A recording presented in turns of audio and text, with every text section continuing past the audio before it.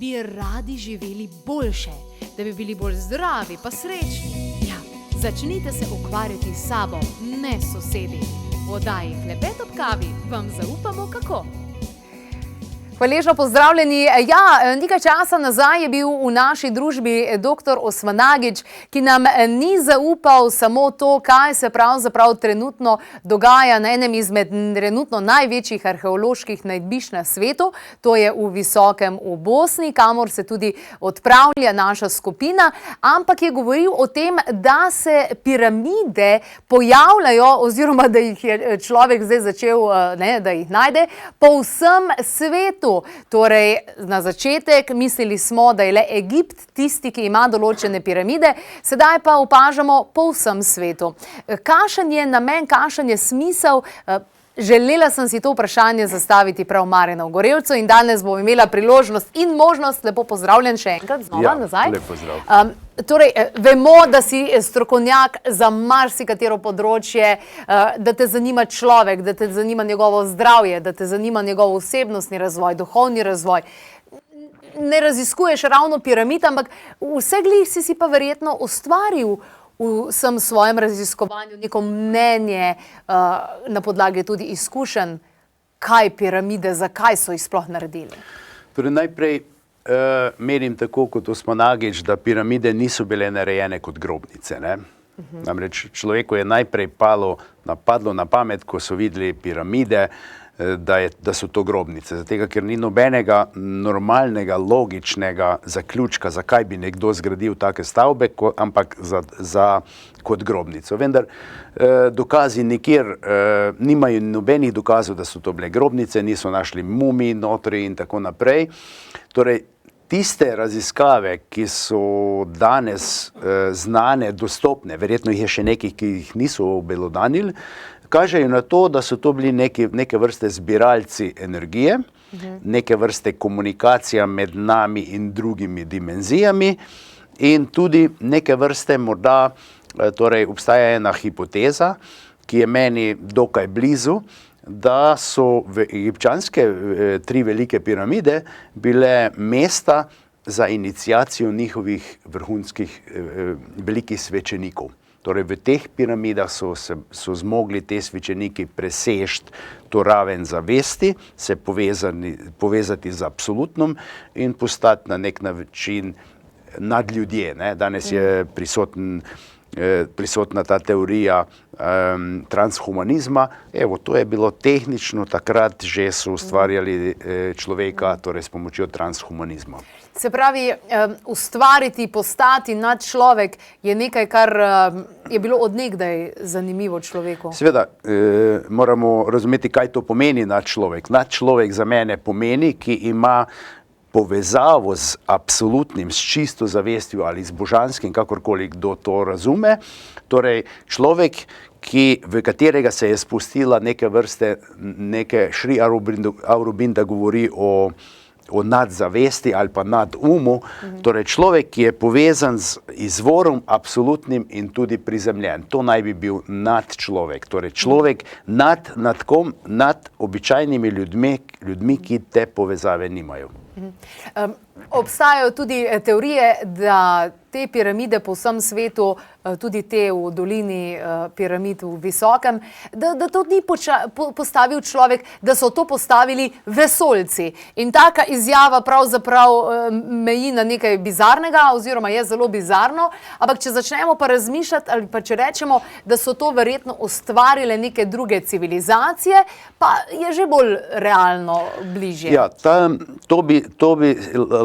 s tem bi lahko razložili torej vse to, kar je ustvarjeno, namreč če človek tega ni mogel ustvariti, oziroma človek, ki živi na Zemlji, humanoidne rase so tudi na drugih planetih, v drugih dimenzijah, ki morda niso v tej obliki snovni, kot smo mi, ne tako gosti obliki, namreč telo je frekvenca, ki je zelo zgoščena. Na nekem drugem planetu, v drugačni atmosferi, ki vsebuje druge elemente, morda nima ogljika, morda nima vode, torej človek lahko obstaja tudi v neki energijski formi, ima lahko nesluteno višjo sposobnost, umsko sposobnost, je tehnološko bistveno bolj napreden od nas in za njega je to šala mala narediti tako zadevo. Ne? Sploh, če so obvladovali, kontrolirali naravne zakone, kot so sila, težnost, elektromagnetne energije in tako naprej, vendar to so vse, za nas so to špekulacije, ki si ne znamo drugače razložiti. Za arheologe, zgodovinarje, ki se učijo po stari, lahko bi rekli, dokaj zgrešenih, torej zgodovini, arheologiji, za njih je vse enostavno. Torej, to so naredili, recimo piramido so delali sužnji, ki so vlekli to na roke, seveda, za njih je to, dajo v učbenike, to poučujejo in za njih je to enostavno, če se ne sprašujejo o nekaj več. Nekoč sem prebrala, da je pravzaprav ključ do kvalitetnega življenja ta, da si postavljaš kvalitetna vprašanja. Vprašanja so ključna za vse, za znanstvenike, za nas, ki raziskujemo, za tistega, ki si želi odgovoriti na nekaj. Običajno velja, da na butasto vprašanje je butast odgovor. Ne, torej pravo vprašanje, na podlagi vprašanja si potem odgovorimo, smo zadovoljni in če smo zadovoljni, je kvaliteta življenja. Seveda, da ne bi kdo mislil, da je kvaliteta življenja tistih, ki živijo na višji ravni zavesti, da je boljša kot tistega na nižji ravni. Ne, če tist na nižji ravni zavesti živi v skladu s svojo ravnjo zavesti, ima zadovoljene vse tiste potrebe, ki jih potrebuje kot človek, je lahko še bolj srečen kot nek znanstvenik, ki je na zelo visoki ravni zavesti, ki dela 12 ali 14 ur na dan, ki je vpet v neke lobije, ki ga farmacevtska industrija izsiljuje, ki mora se truditi, da bi sploh lahko objavil nek članek v znanstveni publikaciji, torej je lahko nesrečen. Razumem. Ko sem se sprehajala po tunelih piramide v Bosni, najprej se je zgodila ena nenavadna reč in sicer kamera se nam je napolnila v rovih, namesto da bi se spraznila. Potem je dr. Osmanagić komentiral, da nekaj tednov nazaj se je pa nekomu polna izpraznila. In vsi taki pojavi govorijo o tem, da fizika tudi mogoče ni takšna, kot si jo mi predstavljamo, pa vsa ta lebdenja, pa vse ti nenavadni pojavi. Je tudi to onkraj razumevanja našega? Newtonovska fizika velja in je dokazljiva v snovnem svetu. Torej tu, ker vladajo zakoni snovnega sveta, ona je čisto v redu in ona to zelo dobro razloži. Dočim kvantna fizika lahko razloži tudi tisto, kar je v nevidnem svetu, na ravni energij, na ravni informacija in vse te pojave, oziroma trudi se to vse razložiti, zato ker vsega ne moremo razumeti. Ne? Ja. Od takih pojavov, da se kar nekaj ugasne, da se nekaj nažge, torej imamo priložnost videti, recimo, saj jaz imam take izkušnje iz terapij, da se je ljudem televizija nažgala, da se je ugasnila, da se je luč nažgala, da se je ugasnila, recimo jim je sin naredil samomor, bil je narkoman in ko je naredil samomor, je ostal na nek način njegova energija v prostoru in ker se je znal, je bil sposoben se toliko znižati vibracije, da je lahko deloval tudi v snovnem svetu, je pač ugasnil ali pa prižgal luč. Wow. To se dogaja, ja. Wow. Ampak kolikor imam izkušnje s tem, tudi ko smo v naši oddaji govorili, načeloma ljudje ne govorijo o tem, da ne bi izpadli čudni. Ampak potem pa vendarle ljudje, ko se začenjajo odpirati, skoraj da ni kakšnega, ki ne bi imel kakšne take izkušnje, kjer Newtonova fizika pade. Ja, pade, ampak še vedno poudarjam, tudi ona je v redu, ampak v tem snovnem svetu. Se pravi, vse na svojem mestu. Potem pa torej kvantna fizika pa razloži, pa kvantna mehanika tudi, ne, in torej vse kvantno je danes modno, ne, vsemu dodajamo kvantno, ne, kvantna fizika, kvantna mehanika, kvantna kemija, kvantni voditelj, kvantni svet, ne, torej, ampak to kvantno pomeni onkraj običajne zaznave onkraj tega materialnega sveta. Ne? Danes, torej kvantno bi lahko, če govorimo o kvantnem voditelju, to je voditelj, ki deluje holistično, torej na vseh ravneh. On je kvantni voditelj, novodobni voditelj. In tako od tega imamo kvantni terapeut, lahko bi bil kvantni zdravnik, ki bi zraven svoje medicinske prakse uporabljal tudi še neke druge prakse, pa bi bil kvantni zdravnik. Ne? In bi si zraven doktor medicine napisal doktor Kvantne medicine, na primer. Neverjetno. No, tale trenutek pogledamo še kvantnega doktor Osmanagića z njegovo izjavo, potem pa nadaljujemo tale pogovor. V moji družbi je Marjan Ogorevc. Vidimo da su graditelji poznavali elemente sakralne, svete geometrije. Piramida Sunca, Mjeseca i Zmaja u Bosni oblikuje jednakostranični trokut. Jednakostranični trokut je perfektna geometrijski oblik i kao takav dio je sakralne geometrije. Kada imate sakralnu geometriju, imate kretanje energija. Također pojedini brojevi kao broj pi 3,14, broj fi zlatna sekcija 1,618 su elementi sakralne geometrije. Kada imate sakralnu geometriju, pojačavaju se energije. Ispod bosanske piramide Sunca željezna ploča.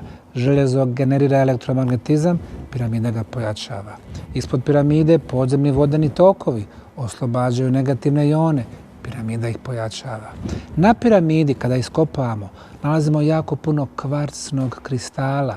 Kvarcni kristal prima elektromagnetizam i kroz piezoelektrični efekat stvara mehaničke valove, ultrazvuk, kojeg mi možemo da mjerimo. Dakle, vidimo da je neko poznavao različite energetske forme bolje nego mi. Danes je v moji družbi Marjan Ogorevc, pa imam zate vprašanje. Veliko različnih izrazov se uporablja, ne samo kvantno, ne? Recimo orgonska energija, torzijsko polje, Teslovi skalarni valovi, pa energetski žarki, pa frekvence različne. A je to vse eno in isto? Torej, kot prvo bi lahko rekli, vse je eno isto, ampak jaz to drugače opredelim. Torej, izvorna energija, prana ali pa či, to je na najvišji ravni informacijsko-energijska struktura, ki je na zelo visokih vibracijah in potem, ko se zgošča, torej se znižujejo vibracije, se približuje materialnemu svetu, potem prihaja do različnih pojav, različnih energij. Zelo enostavno, ne? Torej, Se pravi, v vsakem nadstropju ima svoje ime. Ima svoje ime, ima svojo energijo, ima svoje vibracije in potem torej najnižje je materialni svet, ki ima najgrobje vibracije, ampak tudi to vse je vibracija, samo je tako zgoščeno, da je inertno, da se ne da premikati, ne? Torej tiste energije na višjih vibracijah, ki so bolj redke, tiste je možno premikati, torej bodi si z mislimi, bodi si z nekimi napravami, torej tehnološko je danes možnost. Seveda to mizo pa ne moreš, lahko jo premakneš, ne moreš je pa oblikovati, ker je tako gosta, tako nizke vibracije, tako gosta snov oziroma energija, da je inertna, da je pač tako kot je. Tako kot je. Marjan, ljudi vodiš po celem svetu na različna potovanja, tudi za Peru si nas navdušil, pa še za marsikaj drugega, tudi Sinaj si želim enkrat obiskati. Pa tudi za ljudi, ki se dejansko odpravljajo v dolino piramid, v visoki, doktor Osmanagiću. Ali je to res, ali ni res, da če hočeš, da se ti bo kaj zgodilo, da ti bo kaj pomagalo, kaj prispevalo k temu, da boš imel več energije ali karkoli, da moraš verjeti v to?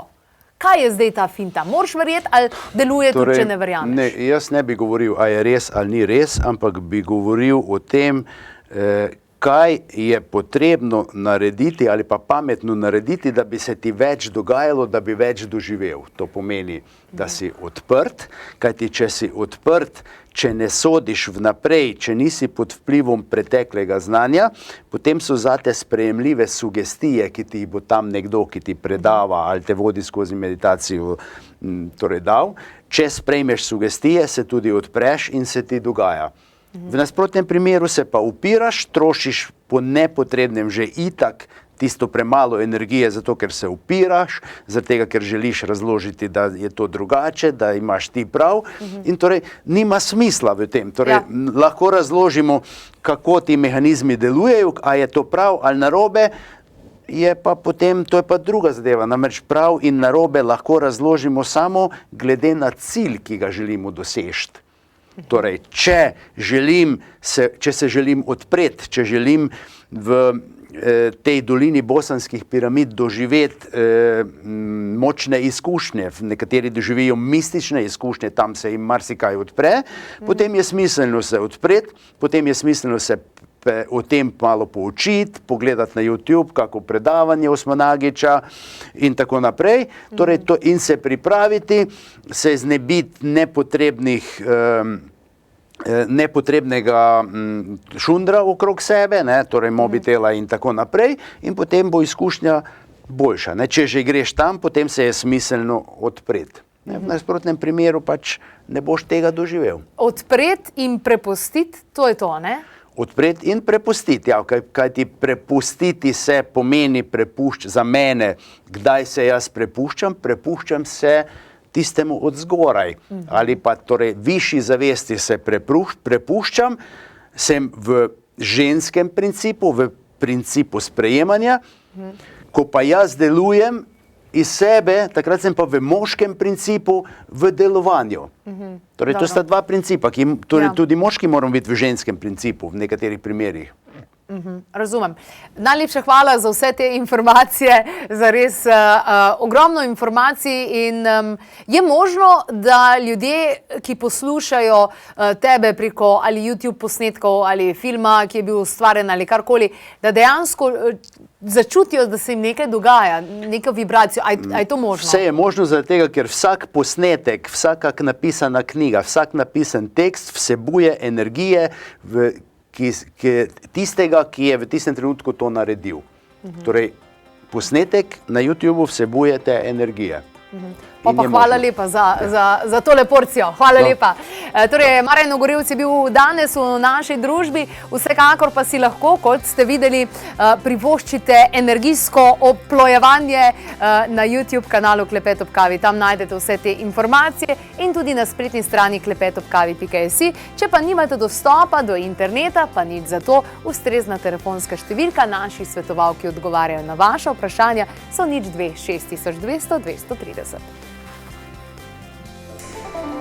Ta izvir je res nekaj posebnega, tudi energijsko, ker jaz do zdaj nisem uspel dobiti nekega druga izvira, ki bi bil tako energijsko močan.